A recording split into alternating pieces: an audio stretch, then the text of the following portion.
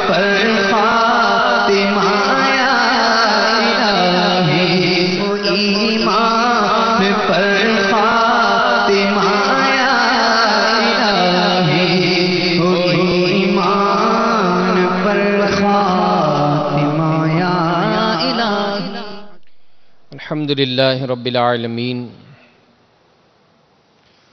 الصلاة والسلام علی سید المرسلین،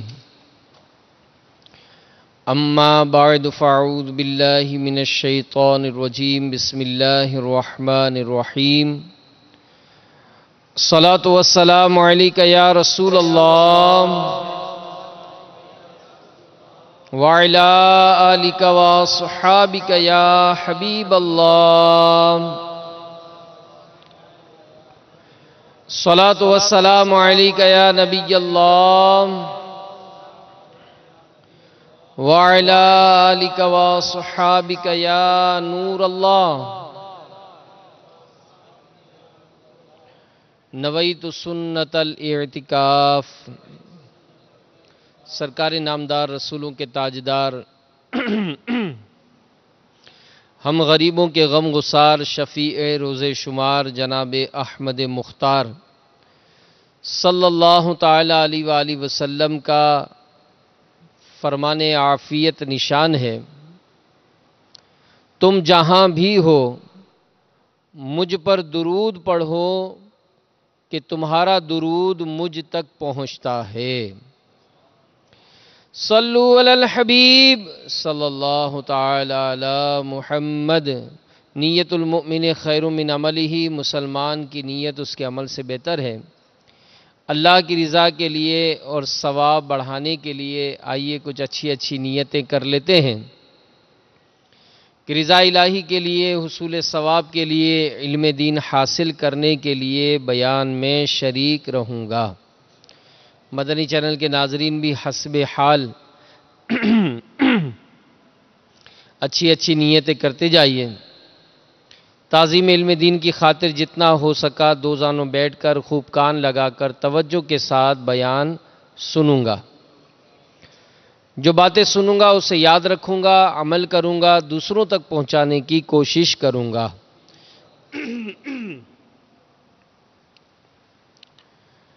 حضرت سیدنا عیسیٰ روح اللہ علی نبینا وعلیہ الصلاۃ والسلام نے اپنے حواریوں سے ارشاد فرمایا، اگر تم اپنے بھائی کو اس حال میں سوتا پاؤ کہ ہوا نے اس کے جسم سے کپڑا ہٹا دیا ہے، جس کی وجہ سے اس کا ستر ظاہر ہو چکا ہو، تو ایسی صورت میں تم کیا کرو گے؟ انہوں نے عرض کی، اس کی ستر پوشی کریں گے اور اسے ڈھانپ دیں گے۔ تو آپ علیہ السلام نے فرمایا کہ بلکہ تم اس کا ستر کھول دو گے۔ حواریوں نے تعجب کرتے ہوئے کہا، سبحان اللہ، یہ کون کرے گا؟ تو آپ علیہ السلام نے فرمایا، تم میں سے کوئی اپنے بھائی کے عیوب وغیرہ کے بارے میں کچھ سنتا ہے تو اسے بڑھا چڑھا کر بیان کرتا ہے، اور یہ اسے برہنہ کرنے سے بھی زیادہ بڑا گناہ ہے۔ تو میرے میٹھے میٹھے اور پیارے پیارے اسلامی بھائیوں، مدنی چینل کے ناظرین، اس دنیا میں کوئی ایسا شخص نہیں ہوگا جو اس بات کی خواہش نہ رکھتا ہو کہ میرے ویک پوائنٹ، میری کمزور باتیں یہ عام نہیں ہوں۔ اور آج بدقسمتی سے اس معاملے میں بھی مسلمان مبتلا ہیں۔ دوسروں کی خبریں معلوم کرنا،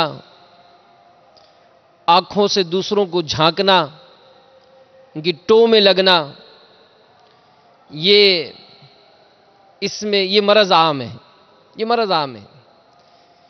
یعنی اتنا عجیب و غریب حال ہے کہ اگر غور کیا جائے معاشرے میں تو باپ بیٹے سے بھی مطمئن نہیں، بیٹا باپ سے بھی مطمئن نہیں، شوہر بیوی سے مطمئن نہیں، بیوی شوہر سے مطمئن نہیں، والدین اولاد سے مطمئن نہیں، اولاد والدین سے مطمئن نہیں، رشتہ دار سے مطمئن نہیں، پڑوسی سے مطمئن نہیں۔ اور اگر کوئی ایسی بات جو کسی کے متعلق کمزور پہلو رکھتی ہو تو ہم دیکھتے ہیں کہ اس کو جب پتہ چل جائے تو ایک تو اڑانا، اور پتہ نہیں چلتا تو اس کی ٹو میں لگنا، اس کو ڈھونڈنا۔ یہ بدقسمتی سے ہمارے معاشرے میں یہ مرض عام ہے۔ تو اس کو تجسس کہتے ہیں، تلاش، عیبوں کی تلاش۔ اس کی تعریف میں لکھا ہے کہ لوگوں کی خفیہ باتیں اور عیب جاننے کی کوشش کرنا یہ تجسس کہلاتا ہے۔ قرآن پاک میں اللہ تبارک و تعالی پارہ 26 سورۃ الحجرات آیت نمبر 12 میں ارشاد فرماتا ہے لا تجسسوا۔ میرے آقا اعلی حضرت امام اہل سنت مولانا شاہ امام احمد رضا خان علیہ رحمت الرحمن کنز الایمان شریف میں اس کا ترجمہ کرتے ہیں عیب نہ ڈھونڈو، عیب نہ ڈھونڈو۔ اور صدر الافاضل حضرت علامہ مولانا سید محمد نعیم الدین مراد آبادی علیہ رحمت اللہ الہادی خزائن العرفان میں اس آیت مبارکہ کے تحت فرماتے ہیں کہ مسلمانوں کی عیب جوئی نہ کرو، ان کے چھپے حال کی جستجو میں نہ رہو جسے اللہ تعالیٰ نے اپنی ستاری سے چھپایا ہے۔ کمزور ہے اس کی باتیں کمزور ہیں، اللہ نے اس پر پردہ ڈالا ہے۔ آپ اور ہم کیوں اس کے پیچھے پڑیں کہ یہ ظاہر ہو جائے، لوگوں میں بے عزت ہو جائے، لوگوں میں ذلیل ہو جائے۔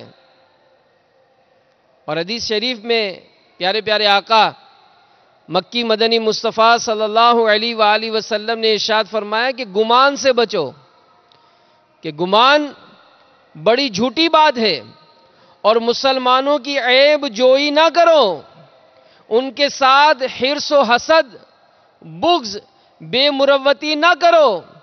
اے اللہ کے بندو، بھائی بنے رہو، جیسا تمہیں حکم دیا گیا کہ مسلمان کا بھائی ہے، اس پر ظلم نہ کرے، اس کو رسوا نہ کرے، اس کی تحقیر نہ کرے۔ تقوی یہاں ہے، تقوی یہاں ہے، تقوی یہاں ہے۔ اور یہاں کے الفاظ سے اپنے سینے کی طرف اشارہ فرمایا۔ تو آدمی کے لیے یہ برائی بہت ہے کہ اپنے مسلمان بھائی کو حقیر دیکھے۔ ہر مسلمان پر حرام ہے، اس کا خون بھی، اس کی آبرو بھی، اس کا مال بھی۔ فرمایا اللہ تعالیٰ تمہارے جسموں اور صورتوں اور عملوں پر نظر نہیں فرماتا، بلکہ تمہارے دلوں پر نظر فرماتا ہے۔ تو ظاہر ہے انسان مختلف کیفیات میں اپنی زندگی گزارتا ہے۔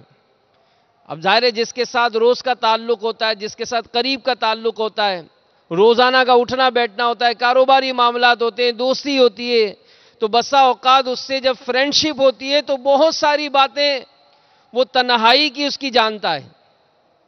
بہت ساری ایسی باتیں جو لوگوں کو پتہ نہیں ہوتی ہیں لیکن یہ ان کو جانتا ہے۔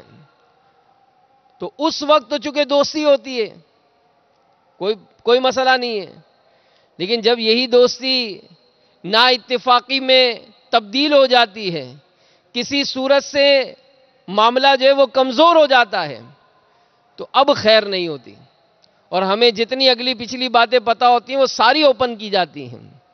حدیث میں پیارے پیارے آقا صلی اللہ تعالی علیہ وآلہ وسلم نے ارشاد فرمایا جو بندہ دنیا میں دوسرے کی پردہ پوشی کرتا ہے، عیبوں کو چھپاتا ہے، اللہ تعالیٰ روز قیامت اس کی پردہ پوشی فرمائے گا۔ تو یاد رکھیے، کسی کے ذاتی معاملات کی ٹو میں پڑھنے اور ان کی چھان کرید کرنے کی شریعت نے ممانعت فرمائی، جیسا کہ ہم نے سورۃ الحجرات کی آیت نمبر 12 کا ارشاد میں سے جو سنا کہ وَلَا تَجَسَّسُوا، اور عیب نہ ڈھونڈو۔ تو اس آیت مقدسہ کے تحت ہم نے صدر الافاضل حضرت علامہ مولانا سید محمد نعیم الدین مراد آبادی علیہ رحمہ کا ارشاد بھی سنا۔ پیارے پیارے آقا صلی اللہ تعالی علیہ وآلہ وسلم کا ارشاد، حضرت سیدنا امیر معاویہ رضی اللہ تعالیٰ عنہ فرماتے ہیں کہ میں نے خود سرکار علیہ السلام کا یہ ارشاد معظم سنا ہے کہ اگر تم نے لوگوں کے پوشیدہ عیوب تلاش کیے تو تم ان کو تباہ کر دو گے۔ اس حدیث پاک کے تحت مفسر شہیر حکیم الامت حضرت مفتی احمد یار خان علیہ رحمت الحنان فرماتے ہیں کہ ظاہر یہ ہے کہ اس فرمان عالی میں خطاب خصوصی طور پر جناب معاویہ رضی اللہ تعالیٰ عنہ سے ہے، چونکہ آئندہ یہ سلطان بننے والے تھے، تو اس غیوب داں محبوب صلی اللہ علیہ وآلہ وسلم نے پہلے ہی ان کو طریقہ سلطنت کی تعلیم دی کہ تم بادشاہ بن کر لوگوں کے خفیہ عیوب نہ ڈھونڈا کرنا، درگزر اور حتی الامکان عفو و کرم سے کام لینا۔ ہو سکتا ہے کہ روئے سخن سب سے ہو کہ باپ اپنی جوان اولاد کو، خاوند اپنی بیوی کو، آقا اپنے ماتحتوں کو ہمیشہ شک کی نگاہ سے نہ دیکھے کہ بدگمانیوں نے گھر بلکہ بستیاں بلکہ ملک اجاڑ ڈالے۔ تو آج اگر ہمارے گھروں میں نا اتفاقیاں ہیں، آج اگر والدین اس بات کا شکوہ کرتے ہیں کہ اولاد ہماری بات نہیں مانتی ہے، آج بیوی کو اگر اپنے شوہر سے جو ہے وہ پیار محبت الفت کی کمی محسوس ہو رہی ہے، اگر شوہر اپنی بیوی سے وہ چاہت نہیں پاتا ہے، پڑوسیوں کے بارے میں غور کریں کہ کوئی ایسی بات آخر ہمارے اندر محبت قائم کیوں نہیں ہو رہی، سب ایک دوسرے کے بارے میں غور کریں تو یہ بات ظاہر ہوگی کہ کہیں ایسا تو نہیں کہ میں ہمیشہ جو نظر ہے وہ شک کی نظر سے دیکھتا ہوں، شک سے ہی اولاد ماں باپ کی طرف دھیان کر رہی ہے، والدین اولاد کی طرف دیکھ رہے ہیں، شوہر بیوی کو شک کی نظر سے دیکھ رہا ہے، بیوی شوہر کو شک کی نظر سے دیکھ رہی ہے، تو کہیں دوریاں ہونے کا سبب یہ تو نہیں ہے۔ تو میرے میٹھے میٹھے اور پیارے پیارے اسلامی بھائیوں، یہ بری بات ہے، یہ بری بات ہے، اس کی حدیث میں ممانعت ہے، اور اس کی کیسی نحوست ہے کہ اللہ عز و جل کے محبوب دانہ غیوب منزہ عن العیوب صلی اللہ تعالی علیہ وآلہ وسلم نے ارشاد فرمایا، اے وہ لوگوں جو زبانوں سے تو ایمان لے آئے ہو مگر تمہارے دل میں ابھی تک ایمان داخل نہیں ہوا، مسلمانوں کو ایذا مت دو اور نہ ان کے عیوب کو تلاش کرو، کیونکہ جو اپنے مسلمان بھائی کا عیب تلاش کرے گا اللہ عز و جل اس کا عیب ظاہر فرما دے گا، اور اللہ عز و جل جس کا عیب ظاہر فرما دے تو اسے رسوا کر دیتا ہے اگرچہ وہ اپنے گھر کے تہہ خانے میں ہو۔ تو پڑی جب اپنے عیبوں پر نظر تو نظر میں کوئی برا نہ رہا، پڑی جب اپنے عیبوں پر نظر تو نظر میں کوئی برا نہ رہا کہ میں سب سے برا ہوں، نگاہ کرم ہو۔ تو ہم بسا اوقات اگر کچھ نیکیوں کی طرف مائل ہو جاتے ہیں، اگر کوئی منصب مل جاتا ہے، شہرت مل جاتی ہے، عزت مل جاتی ہے، تو دوسرا جو چھوٹے لیول کا آدمی ہوتا ہے وہ بسا اوقات اپنی نظروں پہ جچتا نہیں ہے۔ تو میرے میٹھے میٹھے اور پیارے پیارے اسلامی بھائیوں، مدنی چینل کے ناظرین، تجسس یعنی اپنے کسی بھی مسلمان بھائی کے خفیہ عیوب کو تلاش کرنا یا اس کے لیے سعی یعنی کوشش کرنا، یہ شرعاً منع ہے۔ اب اس کی کیا صورتیں ہوتی ہیں؟ امام غزالی علیہ رحمت اللہ الوالی وضاحت فرماتے ہیں کہ کسی شخص کے لیے مناسب نہیں کہ دوسرے کے گھر میں کان لگائے۔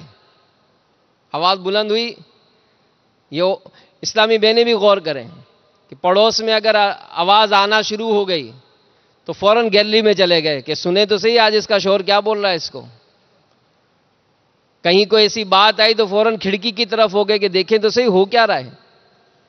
سامنے سے اگر کسی کی کھڑکی میں کوئی اس کے گھر کا معاملہ نظر آتا ہے تو فوراً سامنے جا کر دیکھتے ہیں کہ آج وہ پٹائی ہاتھ سے ہو رہی ہے ڈنڈے سے ہو رہی ہے. کسی کی چھت اپنی چھت پر چڑھ کے دوسرے کی چھت میں جھانکا جاتا ہے کہ گھر کا معاملہ کیا ہے, اس کی بیٹی کا معاملہ کیا ہوا, یہ کیوں اپنے شادی تو ابھی ہوئی تھی, یہ گھر میں کیوں بیٹھی ہوئی ہے. اب مطلب گڑگڑ ہوتی ہے پیٹ میں, بے چینی ہوتی ہے کہ معلوم تو کرے وجہ کیا ہے, معلوم تو کرے وجہ کیا ہے.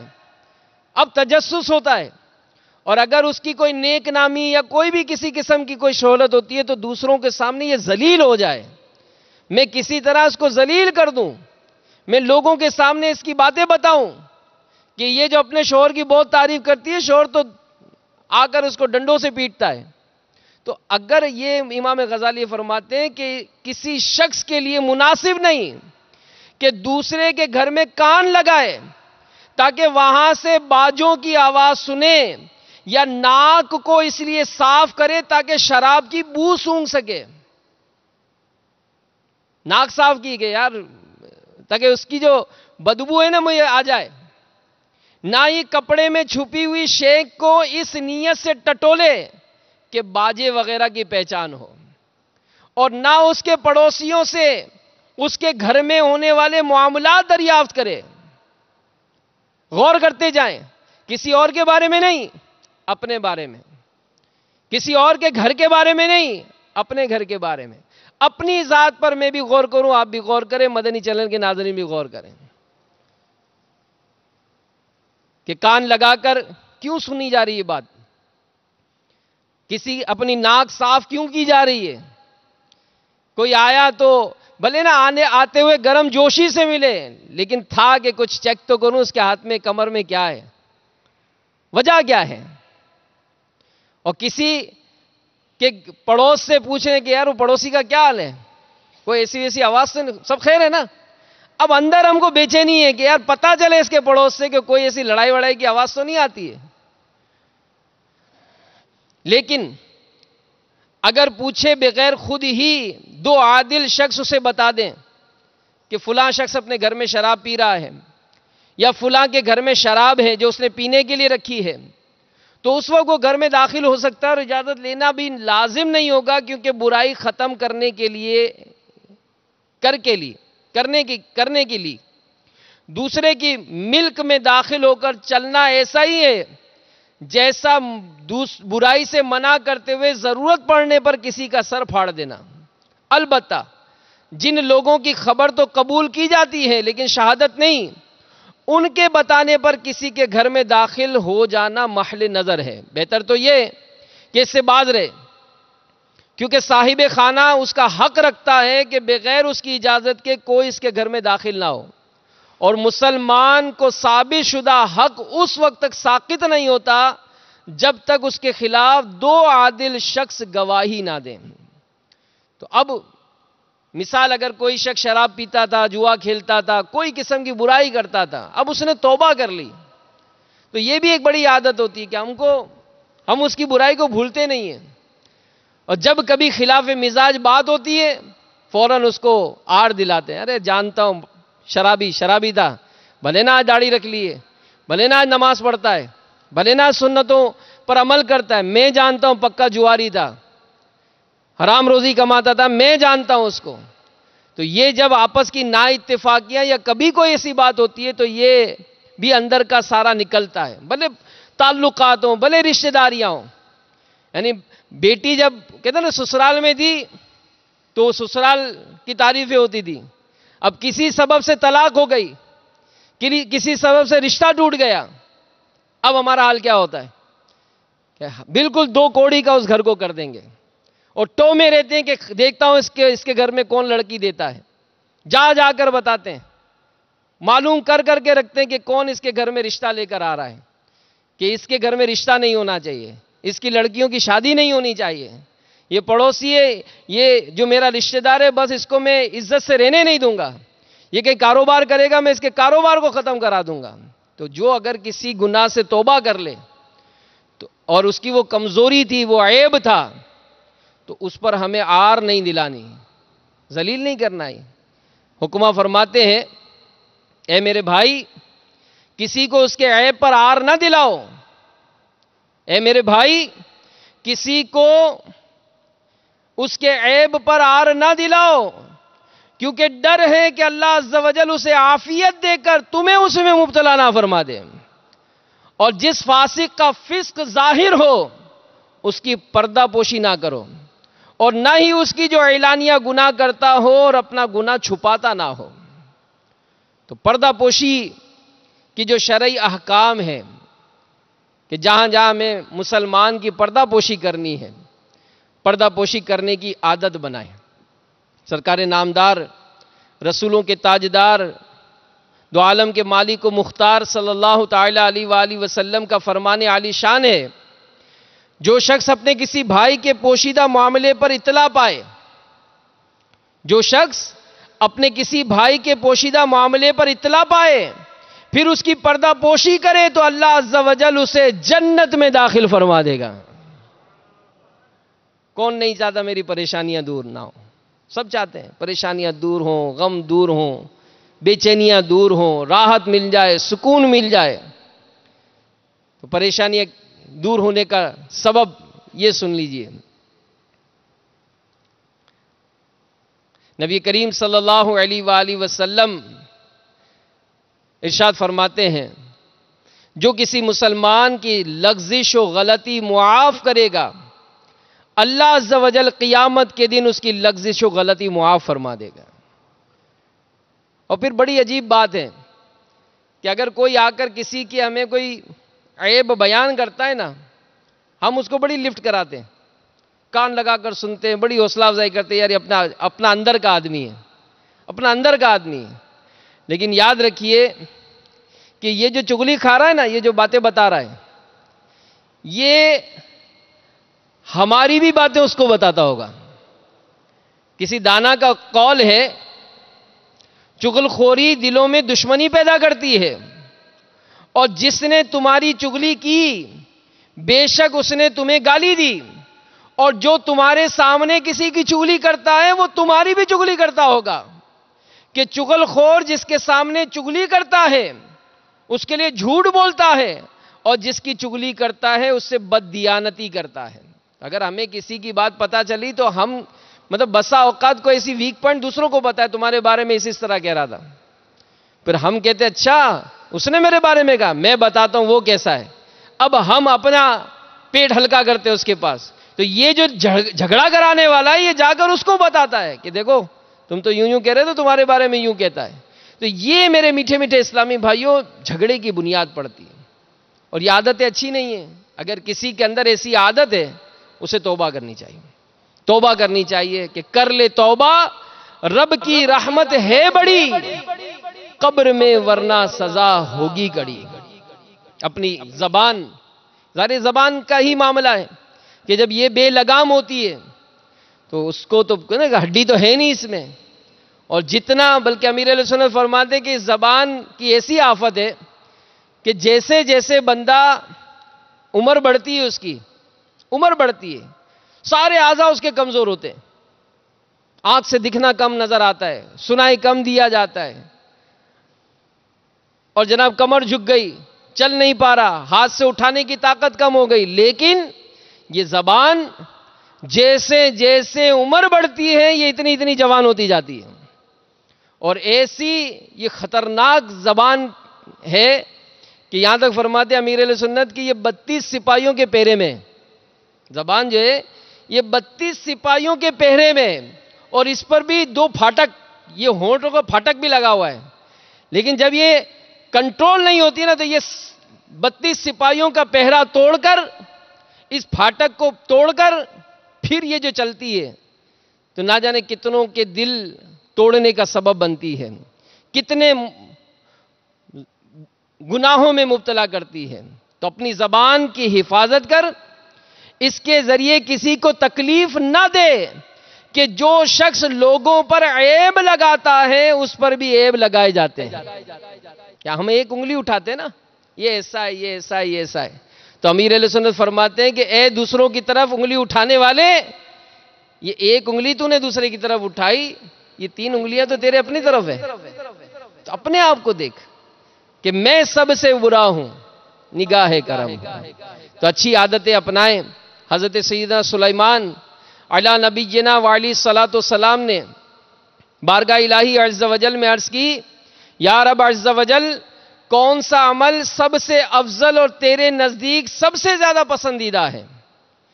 اللہ عز و جل نے ارشاد فرمایا کہ اے سلیمان، وہ 10 خصلتیں ہیں، ان میں سے ایک یہ بھی ہے کہ تم میرے ہر بندے کا تذکرہ بھلائی ہی کے ساتھ کرو، اور نہ تو کسی کی غیبت کرو، نہ کسی کی عیب جوئی کرو.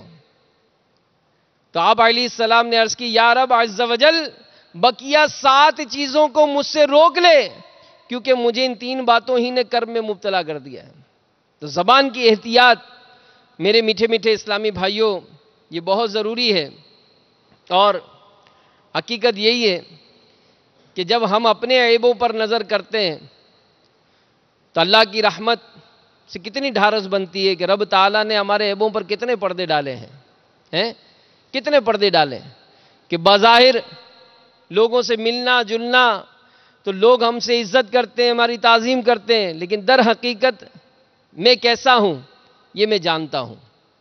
شہنشاہ خوش خصال پیکر حسن و جمال صلی اللہ تعالی علیہ وآلہ وسلم کا فرمان عالی شان ہے، اے وہ لوگوں جو زبانوں سے تو ایمان لے آئے ہو مگر تمہارے دل میں ابھی تک ایمان داخل نہیں ہوا، مسلمانوں کو ایذا مت دو، نہ انہیں نقصان پہنچاؤ، نہ ان کے عیوب تلاش کرو، کیونکہ جو اپنے مسلمان بھائی کی عیب جوئی کرے گا اللہ عز و جل اس کا عیب ظاہر فرما دے گا، اور اللہ عز و جل جس کا عیب ظاہر فرما دے تو اسے رسوا کر دیتا ہے، اگرچہ وہ اپنے گھر کے تہہ خانے میں ہو. عرض کی گئی، یا رسول اللہ صلی اللہ علیہ وآلہ وسلم، کیا مومن پر پردہ ہوتا ہے؟ تو آپ صلی اللہ علیہ وآلہ وسلم نے ارشاد فرمایا، اللہ عز و جل کے مسلمانوں پر اتنے پردے ہیں جنہیں شمار نہیں کیا جا سکتا. جب مومن گناہ کرتا ہے تو وہ ایک ایک کر کے ان پردوں کو چاک کر دیتا ہے، یہاں تک کہ اس پر ایک بھی پردہ باقی نہیں رہتا.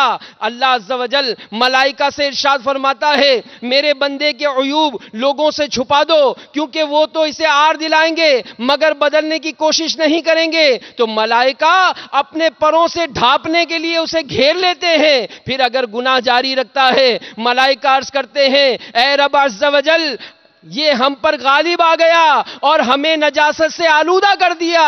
تو اللہ عز و جل ملائکہ سے ارشاد فرماتا ہے، اسے کھلا چھوڑ دو. پھر اگر وہ کسی تاریک رات میں تاریک مکان کی اندھیری کوٹھڑی میں بھی کوئی گناہ کرتا ہے تو اللہ عز و جل اس کو اس کے عمل کو ظاہر کر دیتا ہے. تو نے دنیا میں بھی عیبوں کو چھپایا یا خدا، حشر میں بھی لاج رکھنا، تو خدا ستار ہے. تو میرے میٹھے میٹھے اور پیارے پیارے اسلامی بھائیوں، مدنی چینل کے ناظرین، ہم غور کریں اور سوچیں کہ ہم اس معاملے میں کتنے بے باک ہیں. اور ذرا سی کوئی بات کسی کی اگر کبھی کسی کے سامنے ہو جاتی ہے، کبھی کسی نے تلخ کلامی کر دی، کبھی کسی نے کوئی ایسی بات کر دی، ہم دوسروں کے سامنے اس کو پہنچاتے ہیں. کسی کی کوئی بات ہوئی، چلو تلخ کلامی ہو گئی، اس نے آپس میں معافی تلافی بھی ہو سکتا ہے کر لی ہو، ہم دوسروں کو آگے بتائیں گے، یار بڑی بدتمیزی کی تھی، بڑی گالیاں دی تھیں، بڑا یہ ہوا تھا، بڑا یہ ہوا تھا.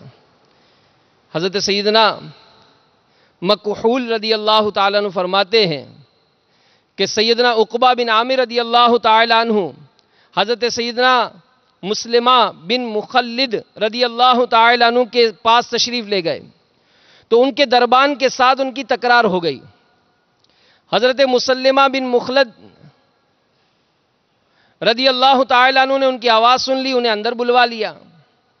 سیدنا عقبہ بن عامر رضی اللہ تعالیٰ عنہ نے فرمایا کہ میں تمہاری ملاقات کے لیے نہیں آیا بلکہ ضرورت کے تحت آیا ہوں. کیا تمہیں وہ دن یاد ہے جس دن رسول اللہ صلی اللہ علیہ وآلہ وسلم نے فرمایا تھا کہ جو اپنے بھائی کے کسی عیب پر مطلع ہو کر اس کی پردہ پوشی کرے گا، اللہ عز و جل قیامت کے دن اس کی پردہ پوشی فرمائے گا، تو سیدہ مسلمہ رضی اللہ تعالی عنہ نے کہا مجھے یاد ہے۔ تو سیدنا عقبہ بن عامر رضی اللہ تعالی عنہ نے ارشاد فرمایا کہ میں اسی لیے آیا تھا۔ تو یہ روایات اگر ذہن میں رہیں میرے میٹھے میٹھے اسلامی بھائیوں، تو ہم مطلب بہت سارے معاملات میں خلاصی حاصل کر لیں گے۔ ورنہ ہوتا یہی ہے کہ کسی نے اگر ہماری کوئی بات کہی، ہم نے اس کی بات کہی، یعنی اگر اس نے غلطی کی 10%، تو ہمارا ٹیمپو اس سے لوز ہو جاتا ہے۔ اس نے 10% غلطی کی تھی، ہم نے تو 24% غلطی کر لی، تو یہ نہیں ہونا چاہیے۔ حضرت سیدنا ابو جرا حجیمی رضی اللہ تعالیٰ عنہ فرماتے ہیں میں نے سید المبلغین رحمت للعالمین صلی اللہ تعالیٰ علیہ وآلہ وسلم کی بارگاہ میں حاضر ہو کر عرض کیا، یا رسول اللہ صلی اللہ علیہ وآلہ وسلم، ہم ایک دیہاتی قوم ہیں، لہذا ہمیں ایسا عمل سکھائیے جس کے ذریعے اللہ عز و جل ہمیں نفع بخشے۔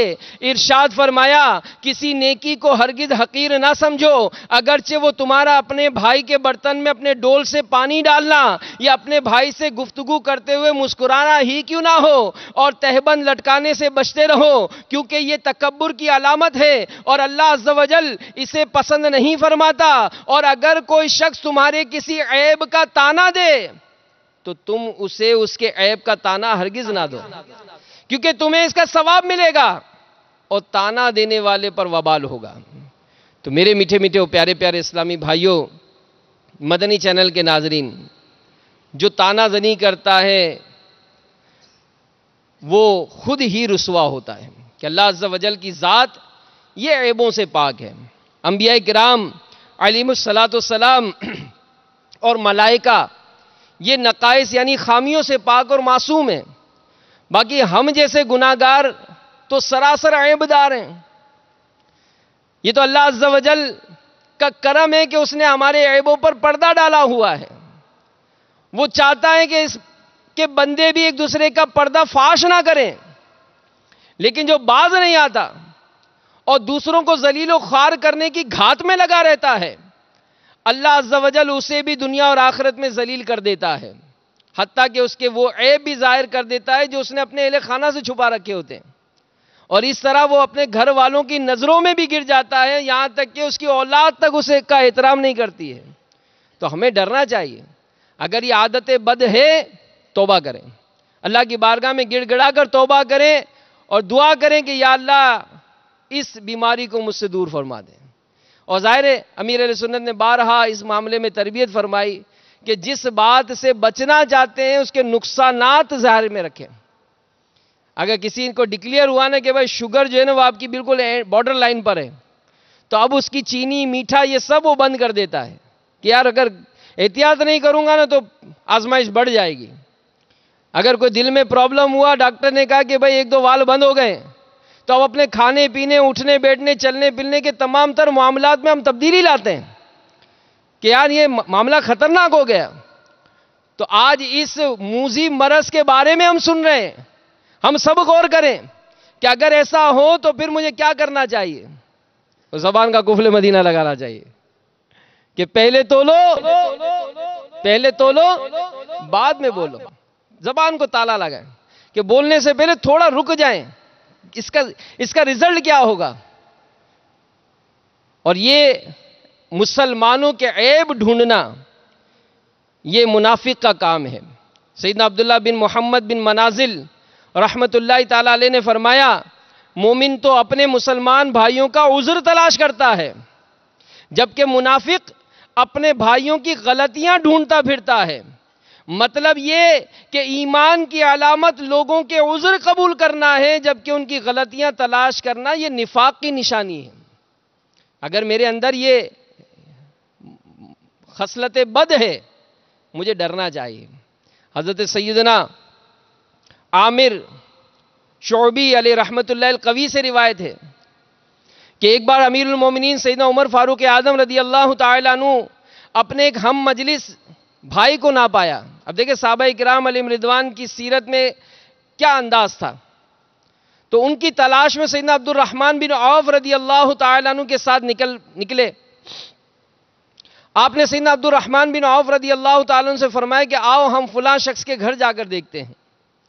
جب دونوں اس گھر کے قریب پہنچے تو دیکھا کہ اس کا دروازہ کھلا ہوا ہے اور ان کا وہ ساتھی اس گھر میں موجود ہے. نیز اس کے ساتھ ایک خاتون بھی ہے جس نے اسے کچھ برتن میں ڈال کر دیا, وہ کھانے لگا.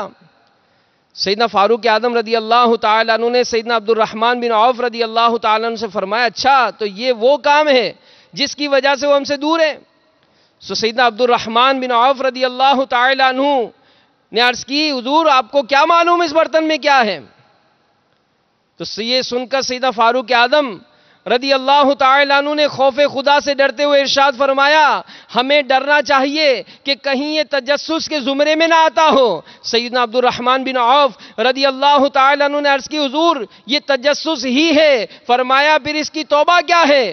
عرض کیا حضور آپ پر تو اس کا وہ معاملہ ظاہر ہوا ہے جو آپ جانتے نہ تھے. دوسرا یہ کہ آپ کے دل میں تو اس کے لیے اچھا ہی ارادہ تھا, یعنی اس صورت میں گناہ نہیں ہے, تو پھر کیسی توبہ. چنانچہ وہ دونوں حضرات وہاں سے واپس تشریف لے گئے, ٹو میں نہیں پڑے کہ کیا کرنا ہے. تو اور ہم بھی غور کریں اور سوچیں کہ بعض اوقات نہ صرف اس قسم کی باتوں کو ڈھونڈا جاتا ہے بلکہ اس کو بڑھا چڑھا کر پیش کیا جاتا ہے. اب غور کریں اور سوچیں کہ اگر خدا نہ خواستہ جو بات ہم نے کہی ہم کہہ کر مر گئے اور وہ گناہ جاریہ کا سبب بن گئی تو کیا حال ہوگا ہمارا. کہ اللہ عز و جل ہم سب سے سدا کے لیے راضی ہو, ہمیں بے حساب بخشے. تو ہر ایک کو یہ بات ذہن نشین کر لینا چاہیے کہ جس بات کا زبان سے ادا کرنا کار ثواب ہے اس کا لکھنا, قلم سے لکھنا بھی ثواب, اور جس کا بولنا گناہ اس کا لکھنا بھی گناہ ہے. اور بعض اوقات اگر کوئی ایسی ویک پوائنٹ بنتی ہے تو وہ بڑے بڑے اشتہار یا آج کل تو میسیجز یا سوشل میڈیا کا دور ہے اور مختلف جو انداز ہے میڈیا کے اس پر چلایا جاتا ہے. تو یاد رکھیے کہ بولنے کے مقابلے میں لکھنے میں ثواب و گناہ میں اضافے کا زیادہ امکان ہے. یعنی تحریر تا دیر باقی رہے گی اور عمر یہ جلد فنا ہو جائے گی. تو جب تک دنیا میں یہ تحریر یا کوئی ایسی بات باقی رہے گی لوگ اس کے اچھے یا برے اثرات لیتے رہیں گے, اور لکھنے والا خواہ فوت ہو چکا ہو اس کے لیے ثواب یا عذاب میں زیادتی کا سلسلہ جاری رہے گا. گناہوں بھری تحریک مرنے کے بعد باقی رہ کر پڑھی جانے کی صورت میں گناہ جاری رہنے کا اگر کبھی تصور ہی کریں تو واقعی یہ ہوش اڑا دے. جو خوف خدا رکھنے والا مسلمان ہو اس کے لیے ہوش اڑا دے.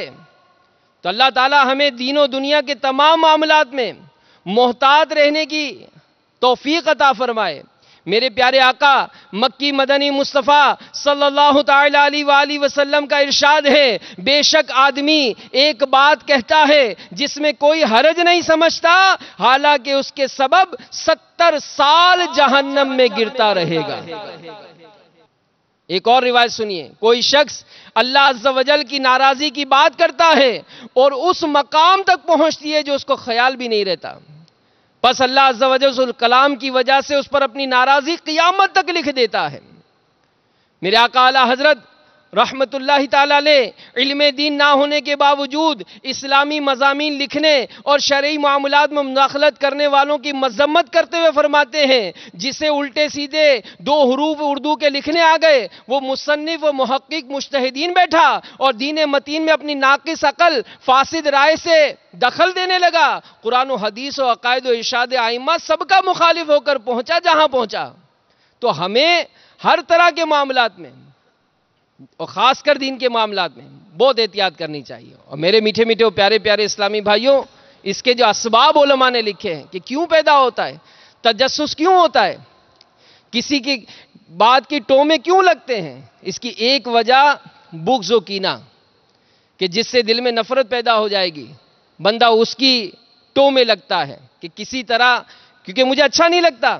اب میں کسی طرح اس کے ویک پوائنٹ حاصل کروں اور اس کو ذلیل کروں، لیکن اللہ جسے عزت دے اس کو کوئی ذلیل نہیں کر سکتا۔ تجسس کا دوسرا سبب حسد۔ حسد، یہ مالدار کیسے بن گیا، اس کو شہرت کیسے مل گئی، اس کے گھر میں اتنا امن و سکون راحت کیسے ہے، یہ بھی سبب ہے۔ پھر مزید علماء فرماتے ہیں کہ تیسرا سبب چغل خوری کی عادت، لگائی بجائی کرنا، یہ بھی سبب ہے اس معاملے میں پڑنے کا۔ چوتھا چاپلوسی کی عادت، کہ میں اس کی برائی ٹو کروں، تجسس کروں تاکہ دوسروں کو بتا کر اپنا مقام بناؤں گا۔ تو میرے میٹھے میٹھے پیارے پیارے اسلامی بھائیوں، ہمیں ڈرنا چاہیے اور اللہ کی بارگاہ میں دعا کرنی چاہیے کہ یا اللہ ہمیں اس عادت بد سے شفا عطا فرما، بیماری سے شفا عطا فرما۔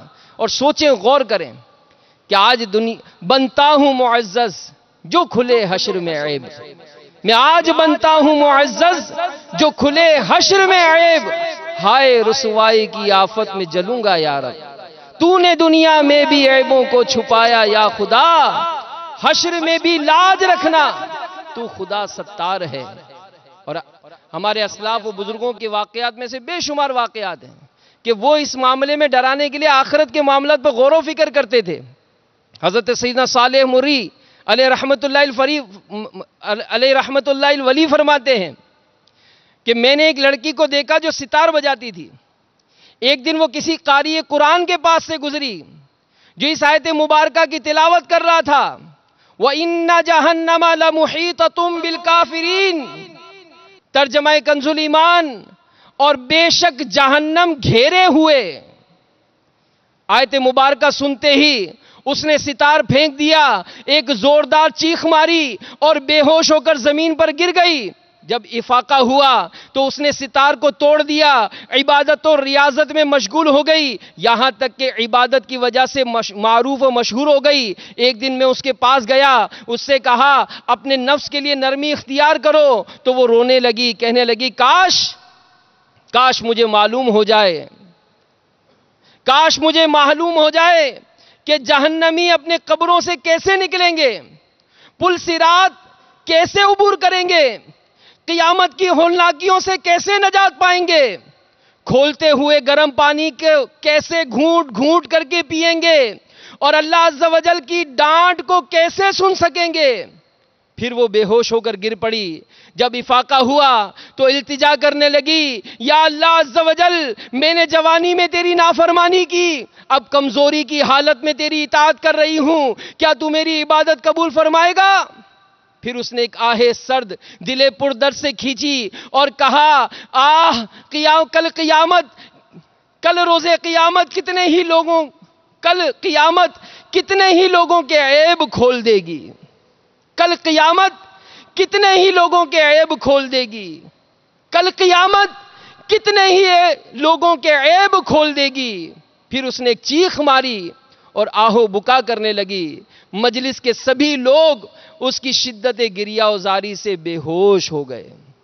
تو جب اگر ہم قیامت کی ہولناکیوں کو پیش نظر رکھیں گے، اس کی پوچھ گچھ کو پیش نظر رکھیں گے، اور یہ ذہن میں آئے گا کہ جو کچھ میں دنیا میں کر رہا ہوں قیامت کے دن مجھے اس کا حساب دینا پڑے گا، کسی پر الزام لگاتے وقت، کسی کو کوئی بھی برائی بیان کرتے وقت اگر یہ احساس ہوگا کہ میں مرنے والا ہوں، اور جب قبر میں حشر میں میرا کیا بنے گا، آخرت میں جب میزان پر کھڑا کیا جائے گا کیا بنے گا میرا۔ تو میرے میٹھے میٹھے پیارے پیارے اسلامی بھائیوں، اے میرے مدنی چینل کے ناظرین، اللہ کی بارگاہ میں توبہ و استغفار کیجئے۔ ہم حالات کے بارے میں دیکھتے ہیں، غور کرتے ہیں، سیلاب، زلزلے، بارشیں، طوفان، بے روزگاری، مہنگائی، بے حیائی، ان سارے اسباب کی وجہ کیا؟ کہیں یہ میری بدعمالیاں تو نہیں ہیں، کہیں میرا نماز قضا کرنا تو نہیں ہے، کہیں میرا لوگوں کو ذلیل کرنا تو یہ سبب نہیں ہے، کہیں میری بد اخلاقیوں کا یہ نحوست تو نہیں ہے، کہیں میرا حرام روزی کمانا تو اس کا سبب نہیں ہے، کہیں میرا والدین کو ستانا تو اس کا سبب نہیں ہے۔ اپنے بارے میں غور کریں، دعا کریں کہ مولا ہمارے گناہوں کو معاف فرما، میری خطاؤں کو معاف کر دے، بخش دے مجھ کو الہی، بخش دے مجھ کو الہی، یا اللہ ہماری خطاؤں کو معاف فرما۔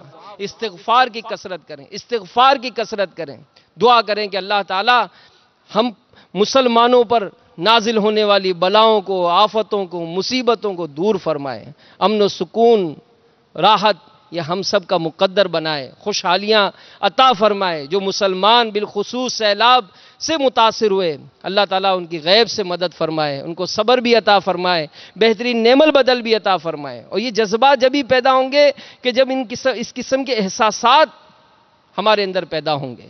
اور دعوت اسلامی الحمدللہ ان تمام معاملات میں نہ صرف تربیت بھی دیتی ہے بلکہ عملی طور پر بھی دعوت اسلامی نے حصہ لیا۔ آپ بھی دعوت اسلامی کے مدنی ماحول سے وابستہ ہو جائیں، عملی طور پر شامل ہو جائیں، عملی طور پر شامل ہو جائیں، دنیا اور آخرت کی برکتیں پائیں گے۔ اللہ تعالی ہم سب کو عمل کرنے کی توفیق عطا فرمائے، آمین بجاہ النبی الامین صلی اللہ تعالی علیہ وآلہ وسلم۔ صلو علی الحبیب صلی اللہ تعالی علیہ وسلم۔ ایمان پر خاتمہ یا الہی، ایمان پر خاتمہ یا الہی۔ میں مبلغ بنوں سنتوں کا، خوب چرچا کروں سنتوں کا، ہو کرم بہر خاک مدینہ۔ الحمدللہ رب العالمین والصلاة والسلام علی سید المرسلین۔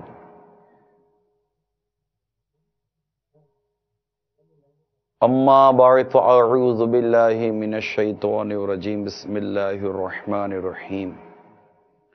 الصلاة والسلام علیک یا رسول اللہ وعلی آلک واصحابک یا حبیب اللہ۔ الصلاة والسلام علیک یا نبی اللہ وعلی آلک واصحابک یا نور اللہ۔ میٹھے میٹھے پیارے پیارے اسلامی بھائیوں، آئیے اللہ کی رضا پانے اور ثواب بڑھانے کے لیے اچھی اچھی نیتیں کر لیتے ہیں۔ اول تاخیر بیان میں شریک رہوں گا، اول تاخیر موبائل فون کا استعمال نہیں کروں گا، جہاں تک ہو سکا درس و بیان کی تعظیم کی نیت سے دو زانوں بیٹھ کر بیان سنوں گا۔ آنے والے کے لیے جگہ کشادہ کر دوں گا، حسب موقع عز و جل صلی اللہ تعالی علیہ وسلم رضی اللہ تعالی عنہ رحمت اللہ تعالی علیہ کہوں گا۔ توبوا الی اللہ اور صلو علی الحبیب کی صدا لگانے والے کی دل جوئی کی نیت سے بھی بلند آواز سے استغفر اللہ اور صلو علی الحبیب کہنے پر درود پاک پڑھوں گا، مثلا صلی اللہ علی محمد۔ میں بھی نیت کرتا اعلیٰ کلمت الحق، اللہ تعالیٰ کا کلمہ بلند کروں گا، نیکی کی دعوت دوں گا، برائی سے منع کروں گا۔ بلغوا عنی ولو آیا، بخاری شریف کی حدیث ہے، پہنچا دو میری طرف سے اگرچہ ایک ہی آیت تو اس کی پیروی کروں گا۔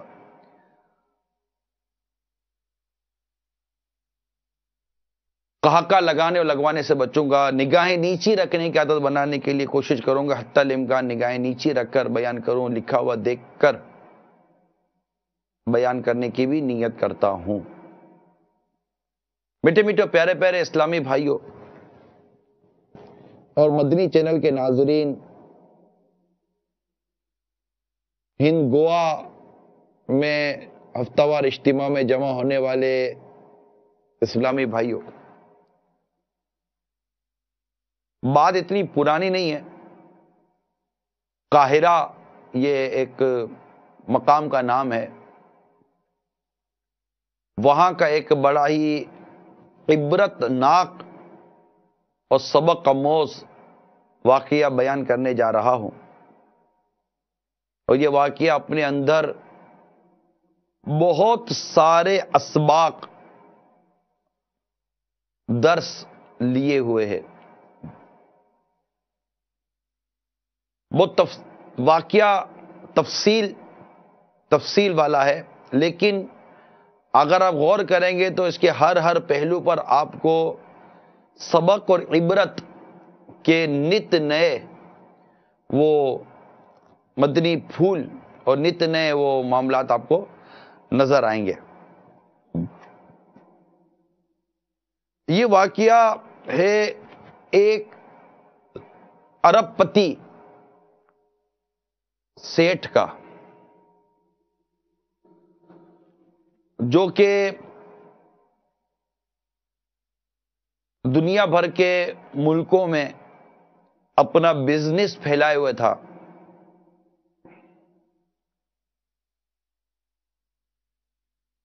الجزائر، اٹلی، روم اور دنیا میں نہ جانے کہاں کہاں اس کے کاروبار پھیلے ہوئے تھے. ملیں تھیں، فیکٹریاں تھیں. تو کبھی یورپ میں اس کی کاروباری میٹنگ ہے، تو کبھی عرب ممالک میں کاروباری میٹنگ ہے. اور تمنا یہ تھی کہ دنیا کا سب سے بڑا میں بزنس مین بن جاؤں، سب سے بڑا کاروباری آدمی بن جاؤں. اور دنیا کے چند امیر جو لوگ ہوتے ہیں ان میں میرا شمار ہونے لگے. ظاہر ہے اس تصور کو عملی جامہ پہنانے کے لیے یہ کتنا کچھ دوڑتا بھاگتا ہوگا، کہاں کہاں جاتا ہوگا. صبح کسی اور ملک میں میٹنگ کرتا تو شام رات کو کسی اور ملک میں پہنچ کر صبح کہیں میٹنگ ہوتی، دوپہر کو کہیں اور.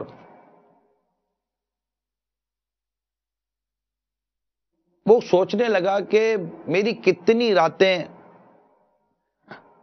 اپنے بیوی بچوں کے ساتھ گزری ہیں اور میری کتنی راتیں ہوٹلوں میں گزری ہیں. یہ اس پر غور کر رہا ہے. اور وقت کتنی تیزی کے ساتھ بیت رہا ہے. آئینے میں اپنا چہرہ دیکھتا ہے تو اسے اپنی جوانی تو اس کی چلی گئی تھی، اب عمر آگے سے آگے بڑھتی جا رہی ہے.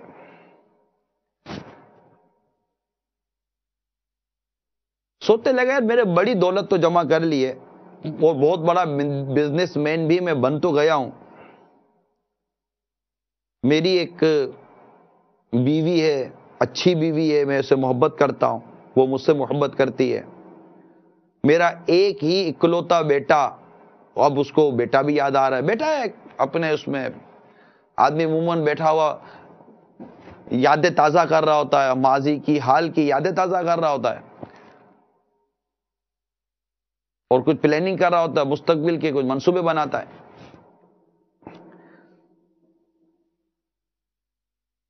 بیٹے کا خیال آتے ہی سوچنے لگا کہ اب تو یہ 18 سال کا تو ہو گیا ہوگا، ملے بھی ایک عرصہ ہو گیا اور میری ساری جائیداد کا تنہا وارث بھی ہے. اور اب میرے پاس وہ کچھ ہے جو لوگ رشک کرتے ہیں، تمنائیں کرتے ہیں عموماً. کاش کہ اس وقت میں بھی اپنے بیٹوں اور اپنی بیٹے اور بیوی کے ساتھ ہوتا، ان کے ساتھ لمحات گزار رہا ہوتا. اب تو میرا بیٹا یونیورسٹی سے بھی فارغ ہونے والا ہوگا، انجینئرنگ کر رہا تھا، تھوڑے عرصے بعد تو یہ انجینئرنگ سے فارغ ہو جائے گا، میرے کاروبار کو سنبھالے گا.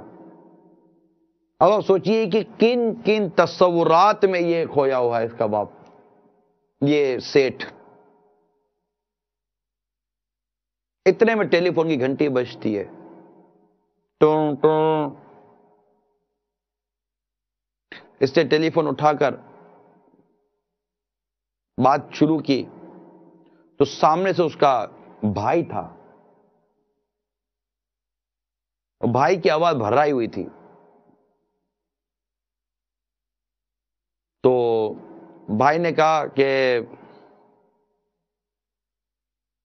مختار آپ جلدی آ جاؤ. تو اس نے کہا بھائی کیا بات ہے؟ بولا بس جلدی آ جاؤ، تمہاری بیوی کو کاش کہ تم زندہ پانے میں کامیاب ہو جاؤ. اب یہ خبر ملتے ہی اس پر تو اب آپ سوچیں کن تصورات میں یہ تھا، کیا سوچ رہا تھا. اور اسی دوران گھنٹی بجی. اور گھنٹی بجتے ہی اس کو اطلاع یہ ملی کہ جلدی پہنچو، شاید تم اپنی بیوی کو زندہ پانے میں کامیاب ہو جاؤ۔ کیا ہوا کیا بھائی، ڈیٹیل بعد میں بات کریں گے۔ آپ تو وہ نہیں، آپ ایک کام کرو، میری بیوی کو یورپ کے فلاں فلاں ہاسپٹل میں ایڈمٹ کرا۔ بولو کچھ نہیں ہو سکتا، تم فوراً قاہرہ پہنچو۔ اور لائن کٹ گئی۔ اتنے میں اس نے فرسٹ فلائٹ کرائی اور ایئرپورٹ پہنچا۔ بھائی نے اس کو ریسیو کیا، بہت عرصے کے بعد بھائی سے ملاقات ہوئی، گلے ملے، اور فوراً گلے ملتے کہا یہ بتاؤ میری بیوی کیسی ہے؟ کہا آنے میں دیر ہو گئی، اب تمہاری بیوی دنیا میں نہیں رہی۔ اب یہ صدمے کا پہاڑ جو اس پر ٹوٹا، اس کے تو اوسان خطا ہو گئے، تو بیٹھ کر وہیں پھوٹ پھوٹ کر رونے لگا۔ کیا میری بیوی کی لاش کہاں؟ پوسٹ مارٹم کے لیے گئی ہوئی ہے، چلو چلتے ہیں۔ کیا تو میرا بیٹا کہاں ہے؟ وہ چلو چلو گاڑی میں بیٹھو چلتے ہیں۔ گاڑی میں بیٹھے، گاڑی میں بیٹھ کر جب مین سڑک پر چلے تو اس نے دیکھا کہ کار میرے گھر کے بجائے، سیٹھ نے دیکھا کہ میری کار میرے گھر کے بجائے میرے بھائی کے گھر کی طرف جائے۔ کہا بھائی جان آپ کہاں جا رہے ہیں؟ میرا گھر تو اس طرف ہے۔ کہا چلیے۔ کہا نہیں تم مجھ سے کچھ چھپا رہے ہو۔ کہا بھائی جان گھر تو چلیے، جب لاش پوسٹ مارٹم کی رپورٹ آ جائے گی تب آپ کو میں بھابھی کے پاس بھی لے جاؤں گا۔ اتنے میں وہ گھر پہنچے۔ گھر پہنچنے کے بعد اندر داخل ہوئے، گھر کے اندر، اور اب وہ ایک ہی بات کہ مجھے بتاؤ کہ مسئلہ کیا، تم مجھ سے کچھ چھپا رہے ہو، میرا بیٹا کہاں ہے؟ اب اس کو بتانے کی ہمت نہیں ہو رہی تھی۔ کیا دیکھو مجھے تم سچ سچ بتا دو، میں ذہنی طور پر سننے کے لیے تیار ہوں، میٹر کیا ہے مجھے پورا بتاؤ، کیا چھپا رہے ہو آپ مجھ سے؟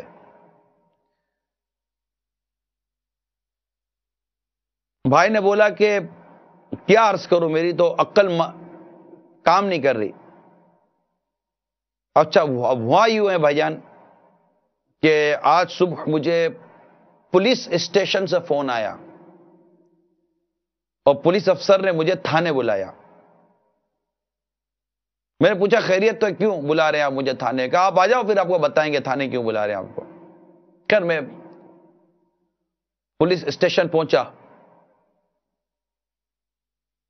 وہاں میں نے ایک ایسا منظر دیکھا کہ کاش کہ میں نہ دیکھتا۔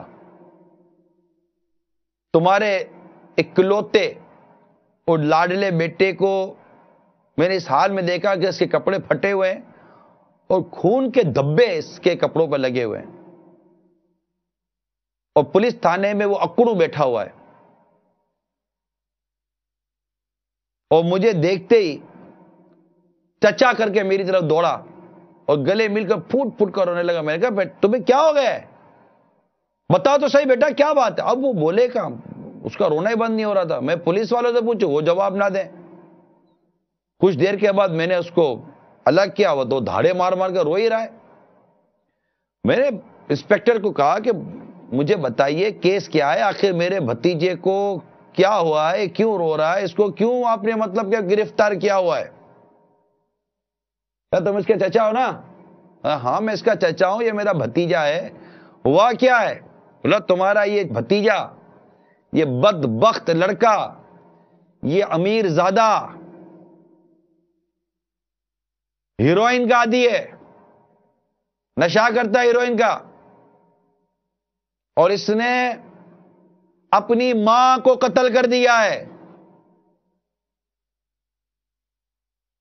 اب یہ سنتے ہی جو مختار تھا باپ، میں نے ایک فرضی نام دیا آپ کو، نام میں نہیں بتانا چاہ رہا، مختار نام فرضی نام دیا میں نے، نام کوئی اور ہے اس شخص کا۔ اس ارب پتی سیٹھ کو جب یہ پتا چلا کہ میرے بیٹے نے اپنی ماں کو قتل کر دیا، یعنی میری بیوی کو میرے بیٹے نے قتل کیا، اس کی چیخ نکلی، بھائی یہ کیسے ہو سکتا ہے؟ یہ کیسے ہوگا کہ میرے بیٹے نے اپنی ماں کو؟ یہ تو دونوں ایک دوسرے سے بہت محبت کرتے تھے، بہت چاہتے تھے، ماں تو ایک لمحے کے لیے بیٹا دور ہو تو برداشت نہیں ہوتا تھا. مجھے تو پتا ہے کہ کتنا ایک دوسرے سے پیار کرتے تھے, اتنے مستقبل کی باتیں ہوتی تھی, زندگی کا سہارا تھا, اور پتہ نہیں کیا کیا وہ ساری داستانیں کرنے لگا. بولا بس تمہارے بیٹے نے کچن کی چھری لی اور اس نے اپنی ماں کا قتل کر دیا. اب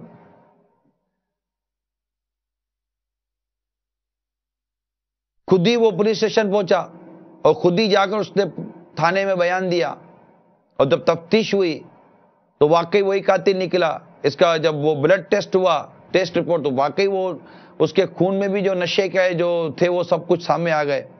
خیر اگلے دن پوسٹ مارٹم رپورٹ بھی سامنے آئی, اس نے اپنی بیوی کی تدفین وغیرہ کر دی.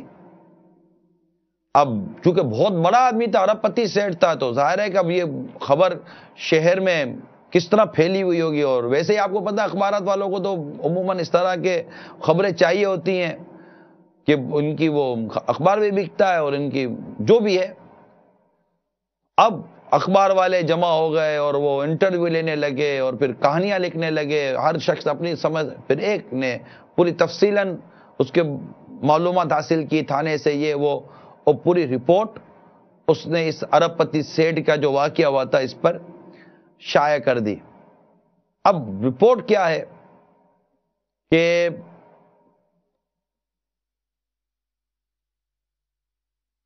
لڑکے کو ہیروئن کے لیے, نشے کے لیے پیسے چاہیے تھے. اب اس نے اپنی ماں سے رقم مانگی, اس نے منع کر دیا. اگرچہ ارب پتی سیٹ کی وہ بیوی تھی, لیکن اس کو پتا چل گیا تھا میرا بیٹا نشہ کرتا ہے. اس نے کچن کی چھری لی اور نشے کی حالت میں ڈرایا کہ دیتی ہے یا میں تجھے قتل کر دوں. جب اس سے مسلسل انکار کیا تو چھری کے پیدر پہ وار کر کے اس سے قتل کر دیا, اور ماں خون خون ہو گئی. جب اس کا وہ کیفیت اس کی باہر آئی تو اب سوائے پچھتاوے کچھ بھی نہیں تھا, پولیس کے حوالے ہوا. اور وہ جو مقدمہ ہوا یہ سب ہمارے میں بیان کر چکا ہوں تھوڑا بہت. پھر اخبار کی مزید خبر کو اس طرح آئی کہ اس حادثے کا سبب یہ ہے کہ ایک پڑھی لکھی فیملی جس کا سربراہ بڑا مالدار اور امیر و کبیر اور ارب پتی آدمی تھا, دنیا کے ممالک میں گھومتا تھا, فیکٹریاں اور بینک بیلنس تو کیا نہیں تھا اس کے پاس, لیکن اپنے بیوی بچوں کی درست تربیت نہ کرنے اور توجہ نہ دینے کی وجہ سے اس کا یہ حال ہو گیا. اور 1 سال پہلے اس کے بیٹے کو یونیورسٹی سے اس نشے کے جرم میں نکال دیا گیا تھا. اب ارب پتی سیٹ جب یہ خبر پڑھنے لگا ساری رپورٹ, اب یہ خود غور کرنے لگا کہ اس واقعے کا اصل ذمہ دار کون ہے, میں یا میرا بیٹا. خیر بیٹا تو بیٹا ہی تھا, آخر اس نے اپنے بیٹے سے حوالات میں ملنے کی کوئی صورت بنائی. اب آپ سوچئے کہ کیسے دردناک منظر ہوگا کہ ایک عرصے کے بعد باپ بیٹے سے ملنے جا رہے اس حال میں کہ بیٹا اسی کی ماں کے قتل کے جرم میں حوالات میں بند ہے. مطلب اپنی بیوی کے قاتل سے ملنے جا رہا ہے کہ اپنے بیٹے سے ملنے کے لیے جا رہا ہے. اب یہ ساری کیفیت تھی. جب دونوں سامنے ہوئے تو اب دونوں کی آواز ہی نہ نکلے. خیر بات چیت شروع ہوئی تو بیٹا نے پوچھا ابا کب آئے ہو؟ کب 2 دن پہلے. واپس کب جائیں گے؟ بیٹے نے دوسرا سوال کیا ابا واپس کب جائیں گے؟ تو کہا ابا تم سے ملاقات ہے کیا میں واپس چلا جاؤں گا. کہاں جائیں گے؟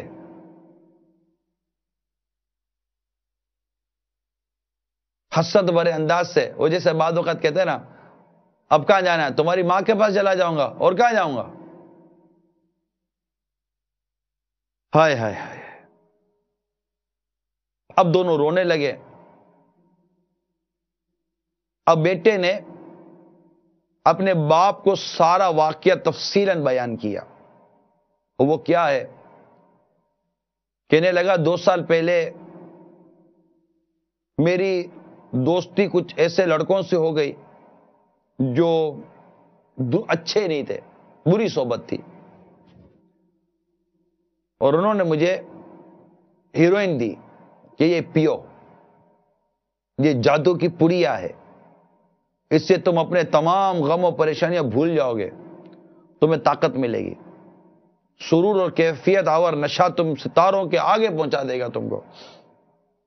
مگر جب میں نے اس کو پیا تو نتیجہ بالکل مختلف. جو یہ زہر میری رگوں میں اترتا چلا گیا، میں زندگی سے بیزار ہوتا چلا گیا. تھکن لگتی، غفلت ہوتی، نیند چڑھی رہتی، میری قوت ارادی ختم ہو گئی، میرا حافظہ ختم ہو گیا، جسم کی طاقت ختم ہو گئی، شعور میرا ختم ہوا، میرا سکھ چین سب کچھ اجڑ گیا. پاگلوں سے بدتر میری حالت ہونے لگی، سارے مجھ سے دور ہونے لگے، اور میرے دوستوں کی حالت مجھ سے زیادہ بدتر تھی. کتنے ایسے تھے جن کا کاروبار ختم ہو گیا، دیوالی ہو گئے، کئیوں کی جاب چلی گئی، ملازمت چلی گئی، جو جس کالج یونیورسٹی میں پڑھتے تھے وہاں سے نکال دیا گیا. اب ہمیں ایک ہی چیز کی دھن تھی، کسی صورت پوریا مل جائے اور ہم اپنا نشہ پورا کریں، کسی صورت پوریا مل جائے نشہ پورا کریں. اب پیسہ کہیں سے بھی آئے، جائز طریقے سے ہے کہ ناجائز طریقے سے ہے، کیونکہ وہ پینی تھی. شروع میں ماں کو دھوکہ دے کر پیسے لیتا رہا، اس کو بتانا تو تھا نہیں کہ میں کس چیز کا عادی ہوں. پھر میں نے گھر میں چوری کرنی شروع کی. اب ماں کو سارا وہ سمجھ میں آ گئی، پتہ چل گیا، اور وہ میرا پول کھل گیا گھر کے اندر. اب اس نے پیار سے بھی، محبت سے بھی، ہر حوالے سے مجھے سمجھانا شروع کیا. کبھی گلے لگایا، کبھی خوشامد کی، تو کبھی ڈانٹ ڈپٹ بھی کی. تم اسپتال میں داخل ہو جاؤ، میں تمہارا علاج کراؤں گی. تو یوں ہوتا رہا، لیکن مجھے لت لگ گئی تھی.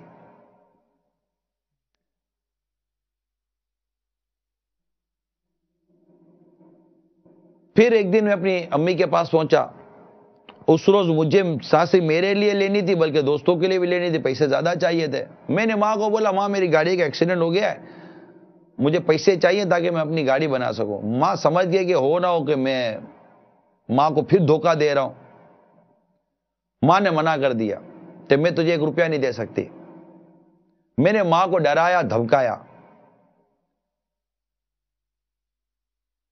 مجھ پر شیطان مسلط ہوا. میرے ذہن میں ایک عجیب و غریب قسم کی گندے خیالات آنے لگے. میں نے کہا، ماں دیکھ مجھے پیسے دے دے ورنہ میں تجھ پر تہمت لگا دوں گا، ورنہ میں ابو کو کہہ دوں گا کہ تمہارے فلاں فلاں شخص سے غیر شرعی تعلقات ہیں، ناجائز تعلقات تم نے رکھے ہوئے. اب ماں نے جب یہ بکواس سنی اس کا تو دماغ گم گیا. اب ماں چیخ کر بولنے لگی کہ تو مجھ پہ الزام لگاتا ہے وغیرہ وغیرہ کر کے بات بڑی. اب پتہ نہیں نشے میں یا دماغ تو ایسے ہی میرا برباد ہو چکا تھا. مجھے بس ایسے ہی میرے دماغ کے خیال ہے کہ واقعی میری ماں کے کسی کے ساتھ ناجائز تعلقات ہیں، میری ماں کسی کے ساتھ جا رہی ہے، آ رہی ہے، یہ وہ کر رہی ہے. اسی مطلب کے کیفیت کے اندر میں نے کچن سے چاقو لیا اور چاقو لے کے ماں کو بولا کہ ماں دیتی ہے کہ میں تجھے قتل کر دوں گا. ہاں، ماں کو پتہ، ماں کو کیا لگے کہ میں اس کو قتل کروں گا. اور میرے دماغ سے بیٹھ گیا کہ میری ماں مطلب کہ کسی کے ساتھ مطلب کہ ناجائز تعلقات کر کے بیٹھی ہے، میرے باپ کو دھوکہ دے رہی ہے، اور یوں یوں یوں اس کو قتل ہی کر دینا چاہیے. اب اس دھن کے اندر میں نے بار بار ماں کو دھمکایا.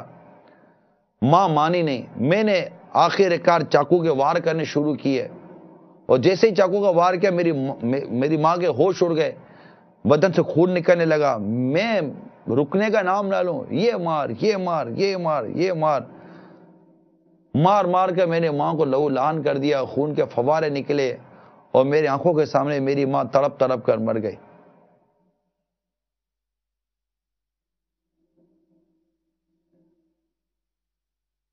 ماں سے سکتی رہی، بلکتی رہی، تڑپتی رہی.